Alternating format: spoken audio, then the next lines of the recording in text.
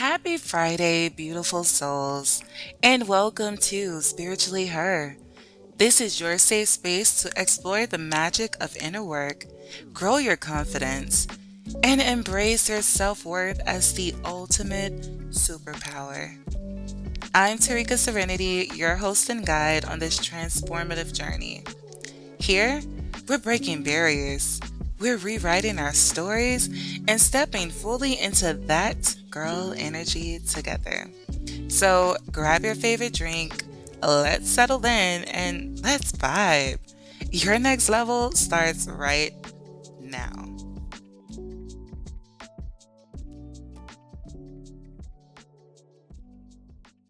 Hi, guys, and welcome to season 2 of Spiritually Her podcast. All right, guys, if you do not know me, I am your hostess with the mostest, Terrika-Surrenity. And guys, I missed you. I missed you guys so much. All right, but your girl has been over here working, getting prepared to elevate this community that we have been building here at Spiritually Her. And guys, I can say for season 2, we have some dope ass people, guys. And I feel like they're going to bring so much light and love and information, dropping gems and dropping bars, okay? And helping us along our journey to tapping into our higher selves and our higher selves energy, the confidence, all of the good things, okay? So, I will say that today we do have a very important guest, and this episode is one I already know is going to touch your soul in the most beautiful way. So, guys, I am joined here by the incredible Randi Latzman.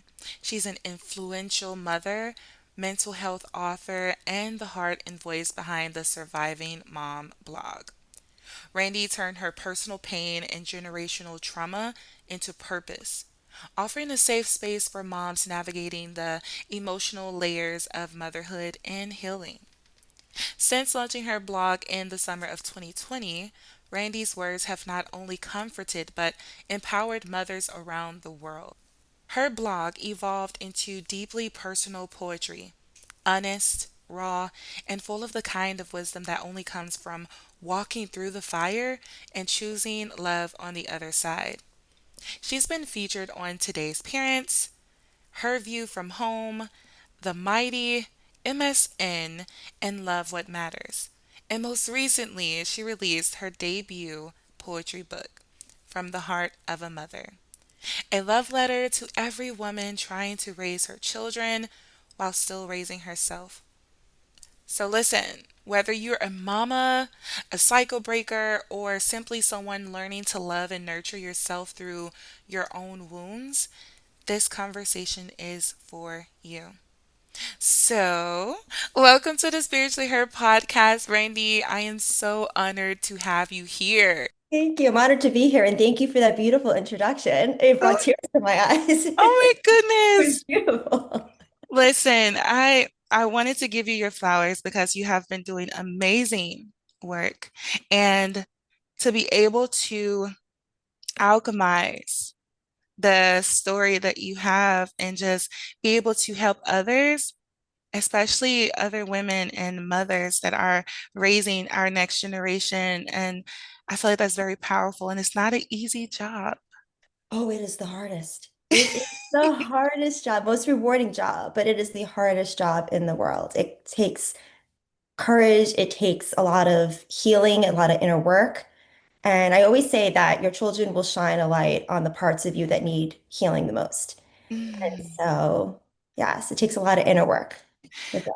That is very powerful that you said that because I always told myself that I feel like because I have 3 children, I feel like with each child, they came with a distinct purpose that helped me in the time frame that they came, and just even their personalities were just so different, and it helped me in a way. So it's like they're my gifts.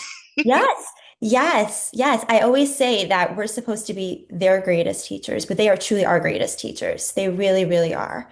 And we were chosen to be their mothers for a reason. I deeply believe that. And so, yeah, I mean, I've done a lot of inner work, a lot of inner healing, but nothing healed me like when I had my daughter.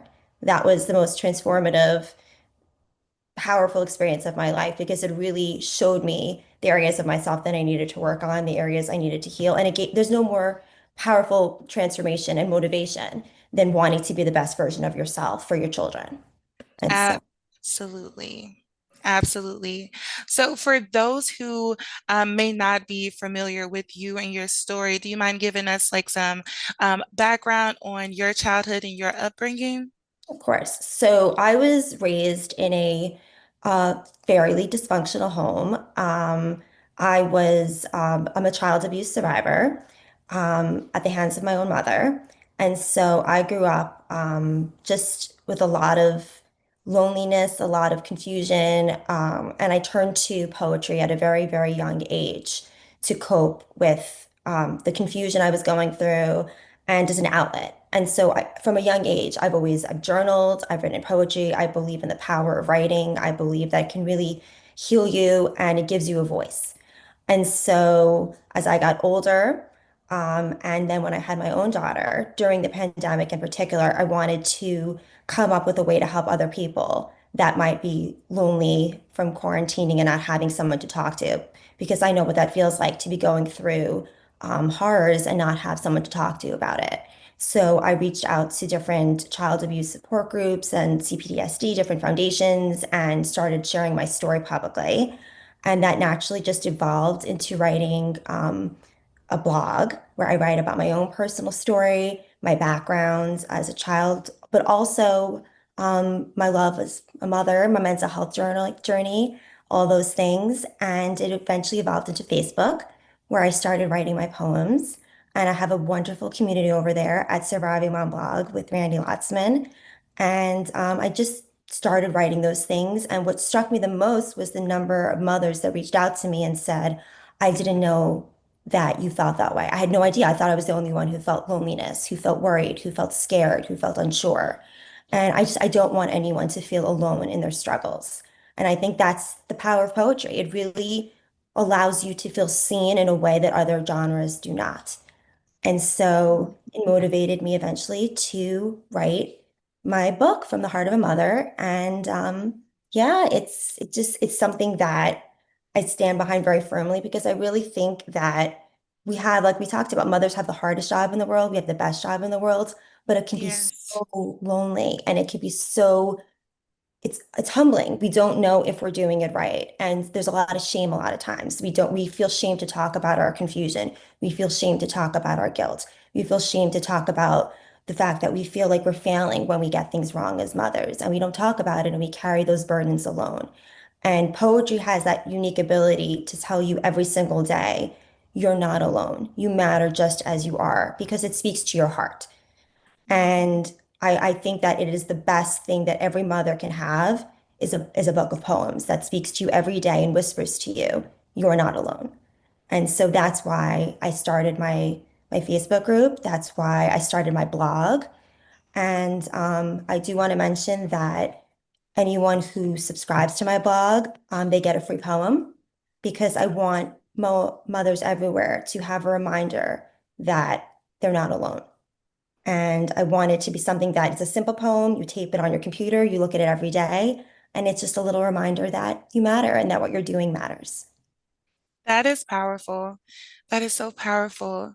When you stated that you were younger and you started to get into poetry because that was your way of really expressing your emotions or just trying to piece together your emotions, were there any I guess, influential people that were in your lives, either other authors or other poets that inspired that in you? Or was it just that something, that fire that was inside of you that started that to put your feelings from pen to paper?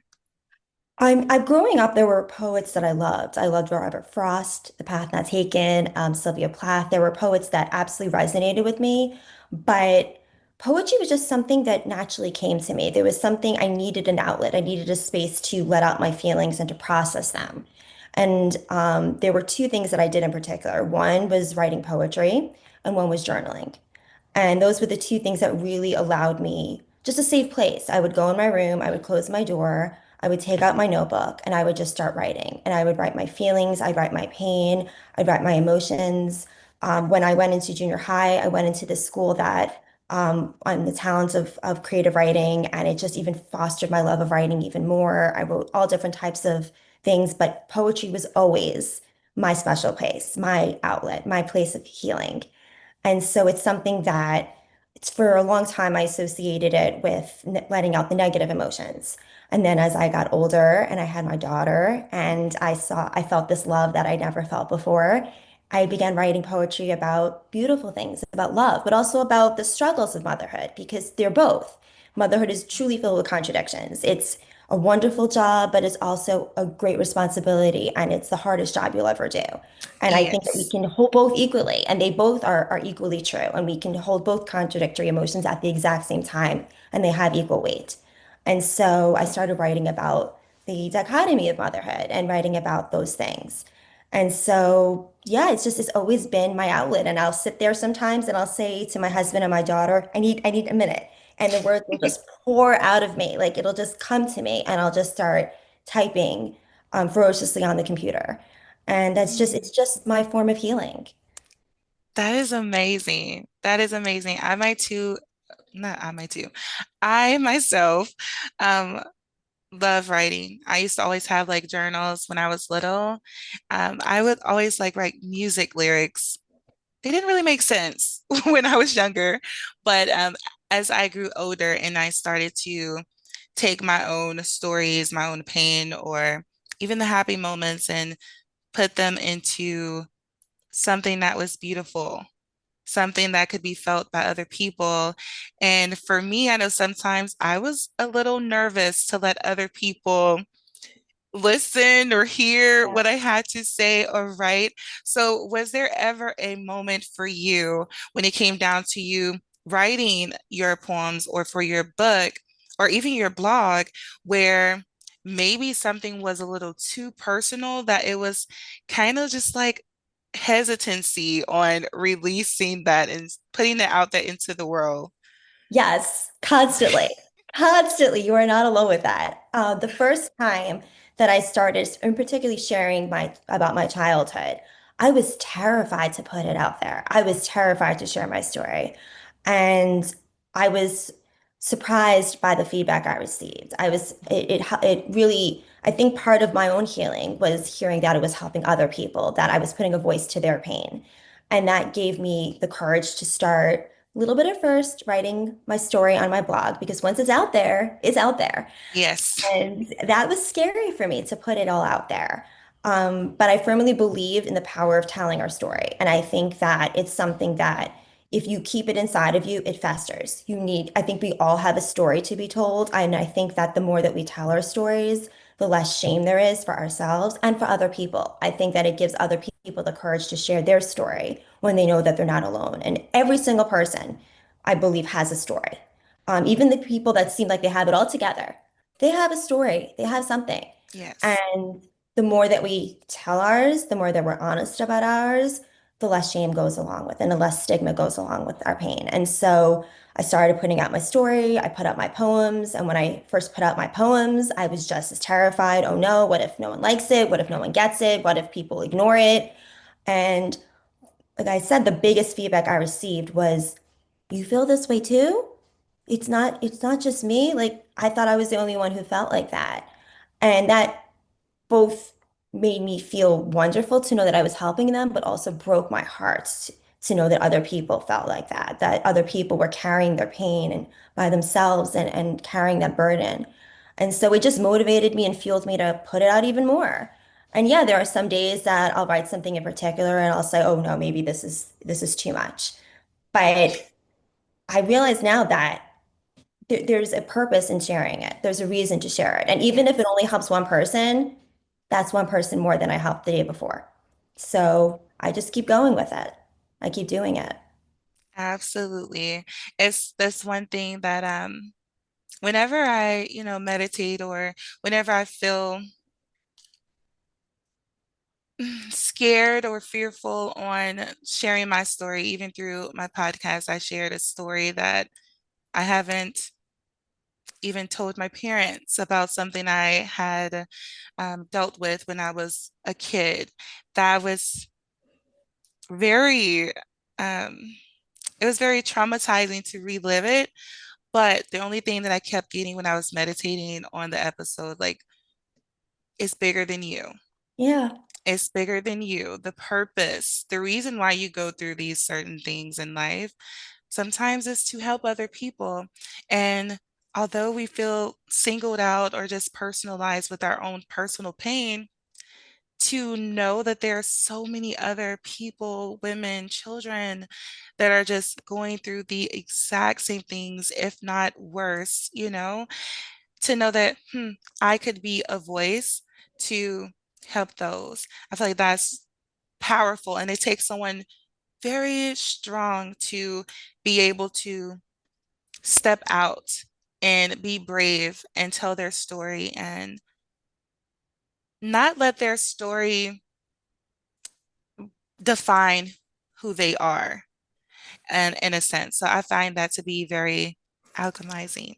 Yeah. And good for you for sharing yours. Good. That's Thank wonderful you. that you did that. It really is. Thank you. It was a lot. And sometimes you don't know how heavy it can be on you. Yeah. You don't know how heavy it can be on you until you start to share it and you feel lighter. So it's I can only imagine your feeling putting your work out there, seeing that it's healing while also healing yourself. So I do want to ask another question. So, do you believe that motherhood is a spiritual path? Oh boy. Oh, yes, I do. I absolutely do. Um, it connects you to something bigger than yourself. It connects you. It's like I said, it's the most humbling job in the world. And I'm a very spiritual person to begin with. And having a child, when you hold that baby in your arms for the first time, there's nothing like it. There's nothing like it. You feel nothing like it. And having the unique privilege of raising that child and doing better for your child than what was done for you, it is the most spiritually awakening process of your life. There's nothing like it. There's truly nothing like it. And so if I wasn't spiritual before, which I was, I'm definitely now. Yes. Yeah, Yes, I always say my children are like my hearts outside of my body. they are. They They are. definitely are. So, if you could tell us about From the Heart of a Mother, what inspired the shift from blogging to the poetry? So I still write on my blog because I think that I want to have that sense of community. I want there to be a place where you can get different types of writing besides my poetry. I delve deeper into my mental health journey and my childhood on my blog.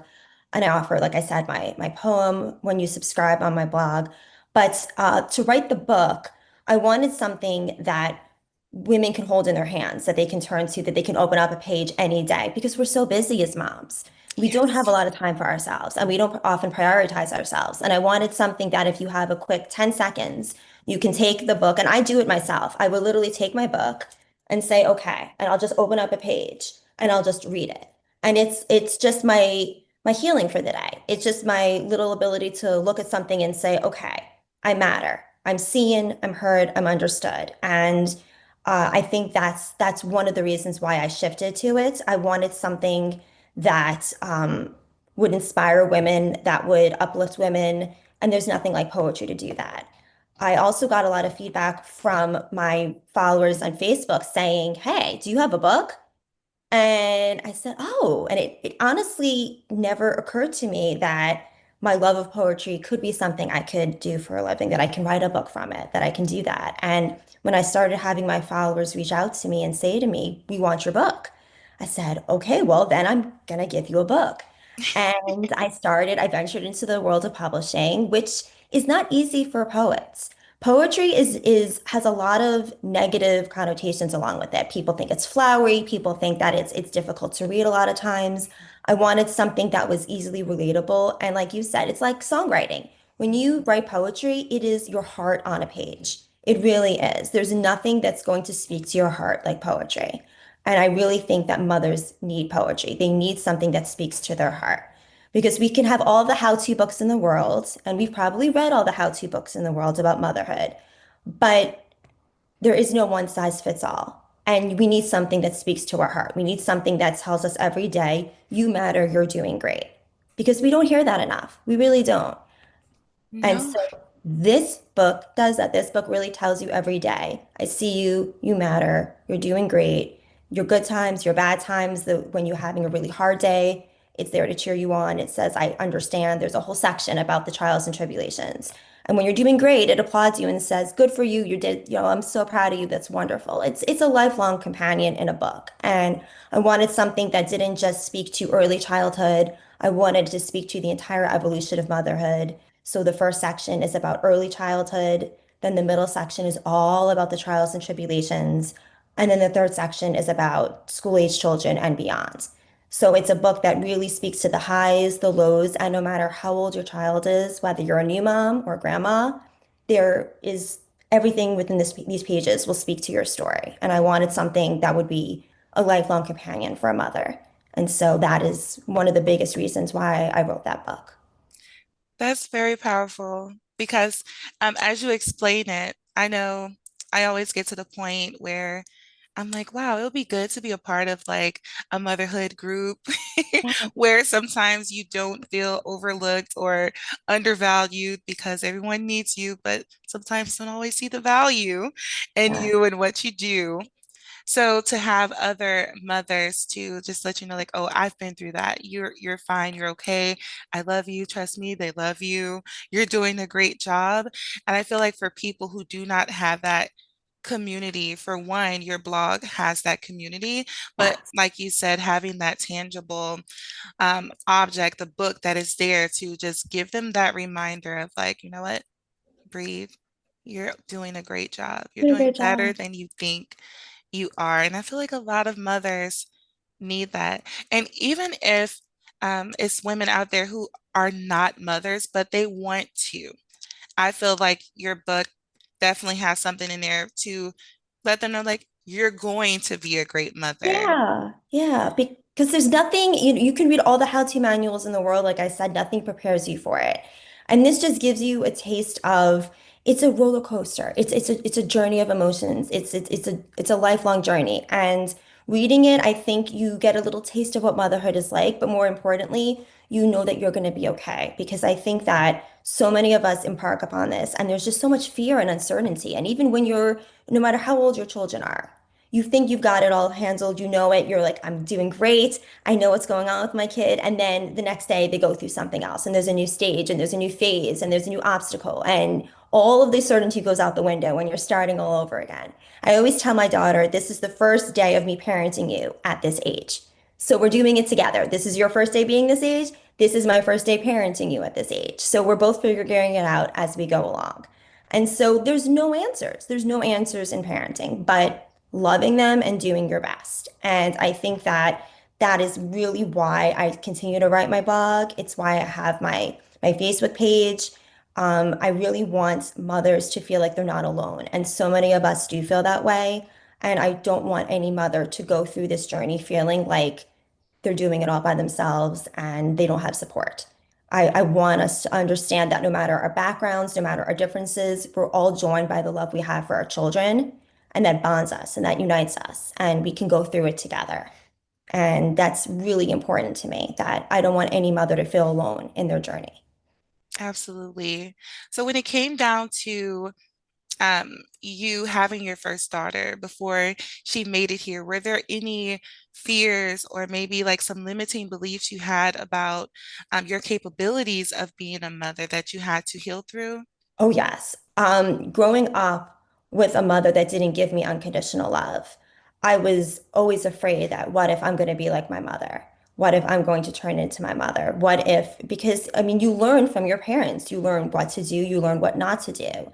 And when you're not, when those love is not given to you as a child, then where are you learning it from? Like where are you getting that from? And so that was always a fear that I always wanted to be a mother. And I've heard this from many people have reached out to me and said, well, I was abused as a child, and so I was afraid to be a mom, or I didn't become a parent because I was afraid. And I always say that the first step is if you're aware that something was done to you, that's the biggest thing. Like right there, you stop the cycle by knowing that something was done to you that wasn't okay. It's the Yes. going along with it. It's the blindly going along with it and not seeing it. That's when the cycle continues. Awareness is the first step towards healing. And so from a young age, I knew that it was wrong. And I vowed to be the mother to my child that I didn't get. And as I mother her, I mother myself. As I teach her and I see the laughter and I see the love in her eyes and I see the joy in her eyes and I see her safety and I see that she knows that I love her unconditionally, then I know I'm doing the right thing. And I'm it's a little bit of my own inner child healing a little bit because I'm seeing that I'm doing that for her and I'm giving that to her. But I think all moms, regardless of their backgrounds, are afraid, oh no, what if I don't do this right? What if I mess up? Absolutely. I don't think there's a mom in the world that goes into it saying, oh yeah, I know this, I've got it down. I, we all have our insecurities. But yes, Yes. when you grow up in an abusive household, absolutely you were afraid of repeating it. And I just think that having a lot of awareness, taking the time to see what was done to me, which was a really hard pill to swallow, being willing to look at myself in the mirror, look at my childhood and analyze it and say, okay, these were the things that were done to me that were not okay, and to vow to not do those to my own daughter. I think that was the most transformative for me and what allowed me to stop the cycle. That's amazing. And you're absolutely right. You're absolutely right.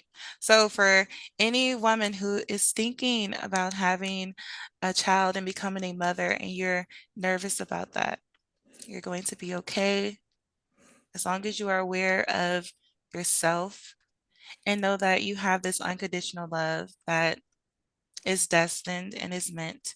And your child is going to love you regardless. But as long as you're on the path to become the better version of yourself, no matter what state, no matter your past or anything, you're going to be okay. And I think that's very important for women to hear.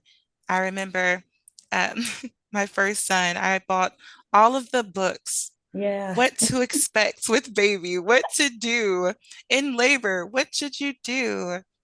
And all of that went out of the window. Oh yeah. Oh yeah. It went out the window. And even with your next child, that experience is completely different from the Totally next different. one. Yeah. So Yeah. you're never really prepared. But I feel like we all have that, I don't know, that gene in us that we just roll with the punches and we figure it out. That's And exactly right. Yeah. yeah, and I tell my kids, like, look, I don't have it all together. So, but I know one thing with me and my upbringing with my mom was more so what I say goes, and this is the only way through life that you can do, or you could go. It was just like you go to school, you know, go to college, go this, get this, or don't share your expressions or your feelings or your thoughts. I don't Mm, care what you think. I said this. This is the only thing that it is. And I made a vow with my children to give them space to speak, mhm, to express themselves and um, just I want to know how you're really feeling. I don't want to control your thoughts. I want to know how you truly feel because I think that's the process of knowing who you are. And I'm learning you just like you're learning me. And I want to give them the space to grow, like, and grow into who they feel they should be while also still guiding them, and helping them along the way, but give them the space to, okay, well, I think this is wrong. Like, choose for yourself, but stay within yeah. within the grounds of things. So that's very powerful that, I know that there's different stages and, you know, ways of parenting and being a mother, but overall, just choosing differently based off our own personal experiences, I think that is great. So another thing that I want to ask you, so What does it actually mean to be a good mom, if that is a term? I love that question. I hear that a lot. I get that asked a lot. And to me, good moms are two things: willingness to try and unconditional love. That's to me makes a good mom. We don't have it all right. We don't know all the answers. We're going to make mistakes. We're going to make tons of mistakes. And when we think we're not going to make mistakes, we then make more mistakes. We are flawed. We are human. It's par for the course. But our willingness to learn from them, to own up to them, to acknowledge them, to apologize to our children for our mistakes, show them that it's normal and healthy to make mistakes and grow from them, I think is what makes a good mom. That we're not stuck in our ways, that we see, okay, this is where we've messed up and this is how we can do better. And then just that unconditional love that our children know that no matter, they don't have to earn it, no matter what they say, no matter what they do, that our love is unwavering, our love is there for them. And I think that those two, if you combine them both, you put them together, that's what makes a good mom, not a perfect mom, a good mom, because none of us are perfect. And I think that that's such we feel like we have to do it all and be it all and we have to get it all right and we have to be perfect. And we set ourselves up for failure when we have that mentality because none of us are perfect.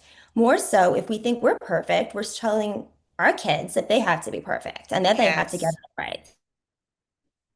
True. I grew up in a household where it was very much instilled in me. You have to be perfect. You have to be perfect. You have to be perfect. And I would get like a 91 on a test and I'd be hysterical because I didn't get 100. And I just grew up feeling like I had to do everything right. And I tell my daughter all the time, I don't care what your grades. I want you to try your best. I want you to try your best in everything you do. I want you to learn from your mistakes. I want you to be willing to acknowledge things. I want you to be willing to grow because that's what it's all about, learning, evolving, growing, admitting our flaws. And doesn't mean that we're not going to have flaws. We're always going to have flaws, but being willing to work on ourselves because we are always a work in progress.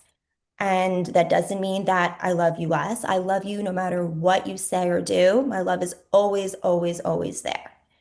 And so I think that we do those things and that makes us good moms. And those are the kind of moms that we should be proud of. Yes. Yes. It's good to hear we have like the same conversations with our children. I have one son. He has his own perfectionism that he has to have, and I'm like, well, you made a 95. I think you're doing very well. It's okay.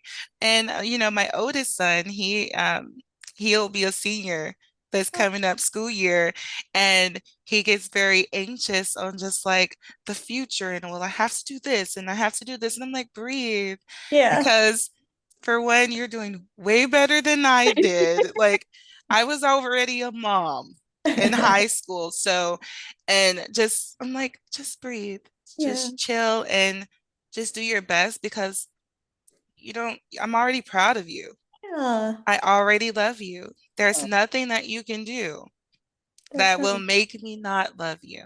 That's right. So, and I feel, and with me having three boys, I feel like that is, I know you have a daughter, and I always Yeah. wanted a daughter. I never got one, but with my three boys, I feel like that is something that is great for him.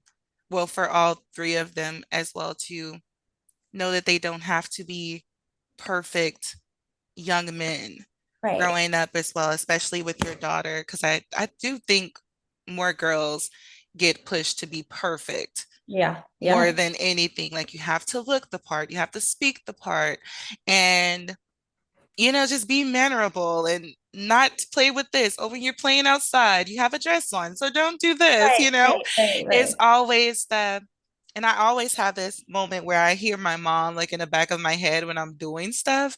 I don't Yeah. know if that's a trigger or like a trauma response, or if I'm putting on Oh, something and I'm like, yeah, she's saying, girl, why are you wearing this? And so sometimes having to unlearn yes. those things too, unlearning those things. So do you still have moments at your age now, presently, where you are still unlearning some things or even certain things that you may have heard growing up? Oh yeah, all the time. I hear my mom's voice. That's why I was laughing when you said that because I'll always hear my mom's voice in my head, and it eventually became my own inner voice because that's what happens. You hear your mom, you hear your parents tell you things enough, and then that becomes your own inner voice. That's the voice that tells you things, and so I'll have to constantly. I am my own worst critic, and I'll hear myself. I get imposter syndrome. You're not doing good enough. You're not a good enough mom. You're not a good enough this. You're not a good enough that. You're not a good enough writer. And I always have to challenge it and say, no, I am. I'm doing the best I can. It is good enough because that is to me the biggest struggle is feeling like I'm not doing enough. Or like you said, I have to earn it. I have to do more to be loved. I have to earn love. And having to remind myself that that's not true, that that's not what I want to teach my daughter, and that I want to be the role model for her. I want to instill in her those values, and I can't instill those things in her unless I believe them myself. So I have to remember that I'm enough as I am. And just it's a daily struggle. Some days that inner voice is louder than others. But like we talked about, I think awareness is a really big part of it. Being aware of, okay, where is this coming from? Is this something I really believe? Is this something that's really true? And just challenging those false beliefs and being able to say to myself, no, that's not true, and working through them. And so I think, yeah, I think it's always a part of, I think all of us have that inner voice that rings in our ears and says things and whispers things that aren't true. I Yes. think it's about challenging it and saying, no, that's not true. And I'm more than that, and I don't need to listen to it. Mm. That's another good point because my next question was with having that other voice, it almost seems like, you have like the little negative person here and the little angel on Right, this right, side. right. How do you determine or distinguish? Because I know sometimes I get questions where how do you know which voice is truly you and Mhm. not others' opinions or perceptions of how you should be or their viewpoints of who you are based off what you've heard? How do you distinguish your true voice? It's a good question because I mean, like I said, I do think that eventually you hear things enough and then it becomes a part of you. I think it becomes ingrained in you. And so what was originally someone else's voice eventually becomes your voice saying those things. And I think that anytime I hear that negative feedback, I hear not good enough, you're not doing well enough. For me, those are my trigger phrases. And so when I hear that, I know that it's not me. It's something it's a limited belief. It was something that was told to me from that I believed in myself from the time that I was a child. And I think that a good way for me to distinguish it is so ever since I was a child, not only did I write so when I'm feeling those things, when I'm overwhelmed by like wondering, second guessing myself, wondering if I'm good enough, I turn to my journal and I write my feelings out and I write my thoughts and I write what I'm struggling with. And that's usually my way of processing my feelings and allowing myself to figure out, well, is this really me or is this coming from somewhere else? And just by writing it and processing it, it allows me to heal and to come out the other side. And so, for anyone who's struggling with those things, I highly recommend journaling. I think it's a really great tool and a great outlet to process your feelings and to really gain some self-awareness and to figure out, well, where are those thoughts coming from? Where are those beliefs coming from? And I actually have a 30-day challenge that's coming out that is absolutely free, where every single day I'm going to be giving different prompts. And we're going to choose a focus word and we're going to come up with every day there's going to be questions having to do a lot with what we just talked about inner child and about those false beliefs and just allowing us as a group to work through them and to gain awareness and gain healing. I have a Facebook group that I'm going to be opening up. And if you want to join the challenge, all you need to do is just go onto my homepage. There's a journal challenge. Just click on it and sign up for it. And we're going to begin shortly. And I just wanted to do something as a group to work on that mental health aspect of motherhood because my poetry is great and everything, and I love the poetry, but I wanted to do something collectively as a group and work together on healing. And I think that there's nothing better than journaling. So, Yes. And that would be great, guys, for those who are listening to get you started on that journey of journaling and really processing your thoughts. I think that is a great challenge for you guys to join.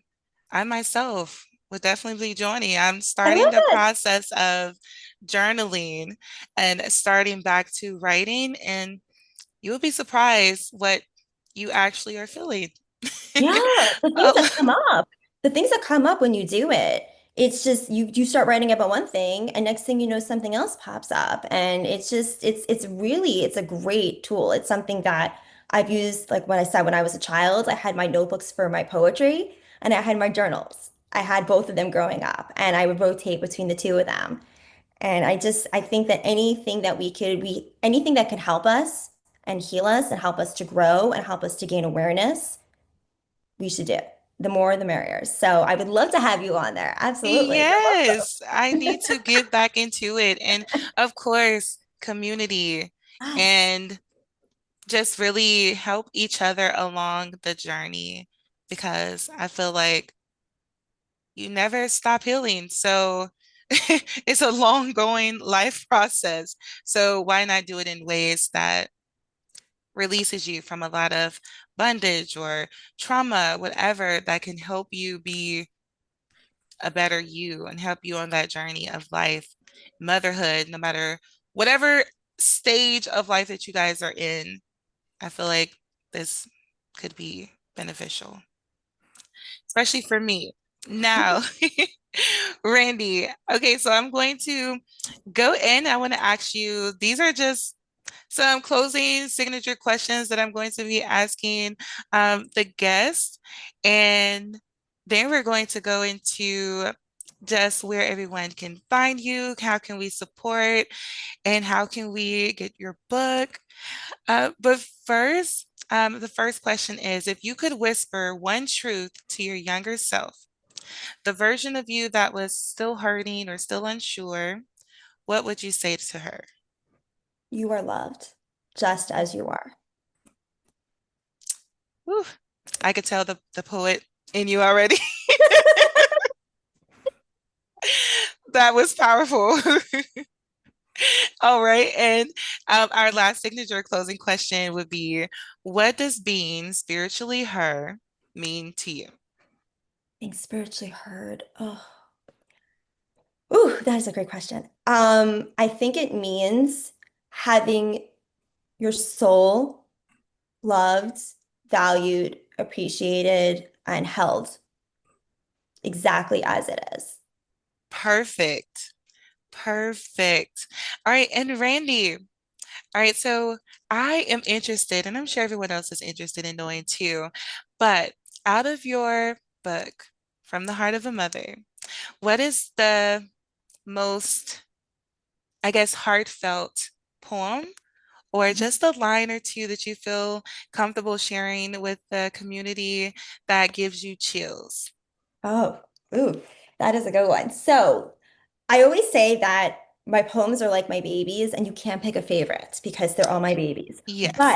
But I will say um, that there were two things here that stood out to me that in particular. So there's one poem that my daughter is going to be turning 13 in August. And Oh, I am just, yes, I can't even wrap my mind around that. So I have a poem that's called A Stolen Heart.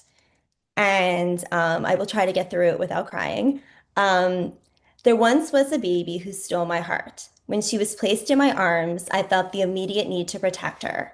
I would stare at her, and the world stopped when she smiled. There once was a toddler who stole my heart. She would fall, and fear cascaded down my spine. She would run, while I prayed she'd forever run into my arms. There once was a young child who stole my heart. She found wonder and beauty in all that surrounded her, and every time she laughed, the sky sparkled and the sun shone a bit brighter. There once was a child who stole my heart. Her strong will was only surpassed by her sensitivity. She did things her own way, her own time, and I was consumed by equal parts frustration and awe. There once was a young lady who stole my heart. I saw reminders of every version of her that I had known and loved, while glimpses of who she'd become intensified. And when she laughed and smiled, light still peeked its way into every blackened corner. There once was a being ever growing who stole my heart. For when life was blown into her soul, my heart was placed there alongside it. So Oh my I goodness. got through that without crying. Oh my goodness. That brought like my eyes are like welling because just hearing like the evolution, like it's this baby, then it's toddler, then this young lady, and then this being is like she just grew into her own person. That Ah, bigger cry. sorry. It is uh I don't want to tear up. It's like that's beautiful. Thank you. It's Thank very beautiful. It's like having like a front row seat of you. Yes. their entire life and who they're growing into and just the stages of you guys' relationship together and just seeing them grow. I don't know. It's just I want to get emotional. Okay. I always Okay. say it's so bittersweet because we get to watch them grow and evolve and become their own unique, beautiful people. But at the same time, like they were once our little babies, and they don't get it that we can have both. And that's one of those things I talk about, that there can be these two contradicting emotions. We could love and cherish exactly who they are right now while missing the little versions of themselves that they once were. And we can feel them both at the same time, and they're equally powerful. And Yes. And I tell people, I was like, being a mother is the mm, strongest level of love because sometimes love requires to let go and let them be free. And sometimes when people think of love, they think of just possession of this is mine, but to love something is to nurture it, water it, and watch it expand and grow and become their own person. And it's just, I feel like that's very strong because not a lot of times, some mothers when their children get older, it's like, no, but you're still mine. But it's just having that love to allow them that space to blossom. it's the most selfless love there is, because you Yes. have them, but you know that they were never yours to really have, that they were meant to be let free. And so it is the most selfless, unconditional love there is, because you raise them and then you let them go. Mm. Yeah. Oh my goodness, they're like I our know. little flowers. They're like our little flowers. Okay. Yeah. Well, Randy, if you could tell everybody um where they can find your blog, purchase your book, and also sign up for the journal Yeah. challenge. So survivingmomblog.com is my website. If you want to go on and subscribe and get the I'm a Mom poem, the one I mentioned, I give this as an 8 by 10 and as a greeting card. And I recommend that you hang it on I'm going to put a little closer. I recommend you put it on your computer. It's just a little reminder every day of how special you are. So you go on to survivingmomblog.com/subscribe, and you get the poem for free. Just my little way of just a little something I wanted every mom to have. And then to get to do the journal challenge, you go on to survivingmomblog.com, and there is literally an area there where you click on it and you start doing the journal challenge. It's coming up very soon. So right now I'm putting together the group. And also when you subscribe, I will be sending out newsletters and updates about it. So there's two different ways you can find out about the journal. And for the book, you can get this on Amazon. This is sold anywhere books are sold online. So you can go into Amazon and get it, From the Heart of a Mother. And you could also get it off of my website, where I'm doing personalized copies off of my website. So if you wanted it made out to someone that you love, you wanted to gift it to someone, I'm happy to write a little something in it and send it out to them with a little note from me to them. So plenty of different options. That is awesome. That would be the perfect gift for a mother, birthday, baby showers, Yeah. anything. I'm sure any mother would be blessed to have it. And guys, I will also be putting all of this information down in the information box in the episode description so you guys can have easy access to it. Randy, I am so honored to be able to talk to you and get to know more about your story, your work that you're doing out into the world. And it is amazing to hear, witness, and hopefully be a part of, especially with the journaling needed. Thank you. It was lovely speaking with you. Thank you. Thank you so much. And guys, thank you for tuning in to another episode of Spiritually Her. And I'll see you guys soon. Love you guys. I mean it. Bye. Thank you so much for tuning into this episode of Spiritually Her. I hope you felt inspired, empowered, and ready to take the next step on your journey. If you love this episode, don't forget to subscribe, leave a review, and share it with someone who needs to hear this message. Let's keep the conversation going. You can connect with me on TikTok at Serenity 101. That's SURRENITY 101. And on Instagram at spiritually.her. I love to hear your thoughts, breakthroughs, or even what topics you want to dive into next. Until next time, remember, your power is already within you. Keep shining and simply stay spiritually her. Bye.